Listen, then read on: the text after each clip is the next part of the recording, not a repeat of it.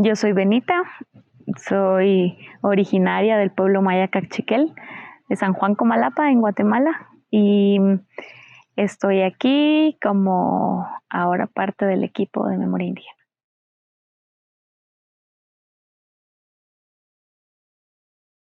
Ha sido un proceso, especialmente de los últimos años, de reentender las implicaciones de ser una mujer maya y al mismo tiempo indígena, porque desde mi pueblo, especialmente unas generaciones atrás, muchas veces la idea de ser cristiana evangélica implicaba dejar atrás muchos elementos de la cultura, que no precisamente peleaban con el evangelio, pero que por quizá temores o por una mala interpretación de las escrituras se hacía como una separación radical entre la cultura y la nueva fe de las personas.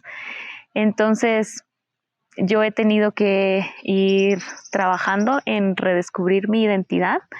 Sí, por mucho tiempo yo pensé que por ser evangélica ahí estaba todo lo que soy, pero con el tiempo he ido dándome cuenta de cuánta riqueza hay a partir de la historia de mi pueblo y de cuántos valores también desde mi pueblo se identifican muchísimo con la fe cristiana. O sea, hay muchas cosas que desde la vivencia de los pueblos incluso modela mejor el evangelio que algunas comunidades cristianas, lamentablemente.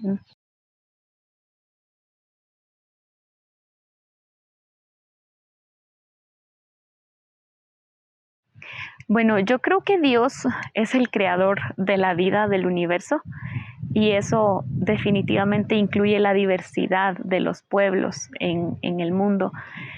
Si Dios es el creador del universo y de los pueblos, ¿quién somos nosotros para intentar unificar o eliminar, exterminar pensamientos y saberes a partir de los cuales Dios mismo se ha manifestado? Porque Dios se ha manifestado en todos los pueblos de maneras distintas a lo largo de la historia, y eso nosotros lo sabemos por nuestra historia como pueblos mayas, aunque a veces se interpreta de manera distinta. Mi lectura es que Dios ha venido manifestándose a través de diferentes maneras en nosotros. Y ahora que yo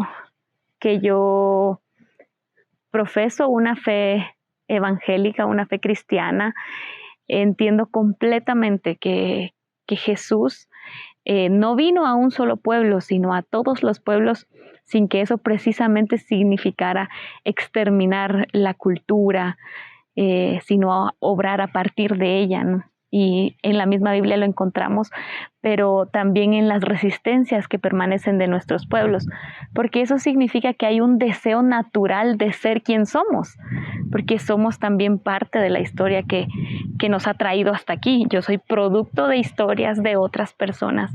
Entonces, inevitablemente va a haber un deseo de libertad plena. Pero si por un lado censuro mi identidad como mujer maya, estoy privándome de ciertas cosas que están en mi ser.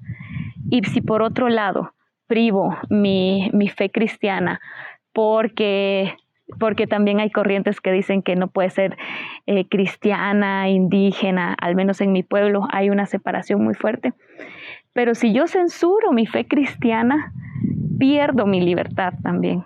Entonces no las pongo en comparación o cuál pesa más que otra, no hablo de eso, sino de lo que soy como un solo ser que ha venido siendo parte de un proceso de redescubrimiento, y tengo que reconocer que no fue mi identidad como mujer maya la que me llevó al evangelio, pero sí fue el evangelio de Jesús el que me trajo a repensar mi identidad como mujer maya. Y eso me hace sentir mucho más libre. Entonces, como lo dice nuestra amiga Juana, bueno, no me lo recuerdo literalmente, pero la idea de algo que ella dice me hizo sentir completamente identificada, como mientras más mujer maya cachiquel soy, más transparente me siento delante de los ojos de Dios. Mm.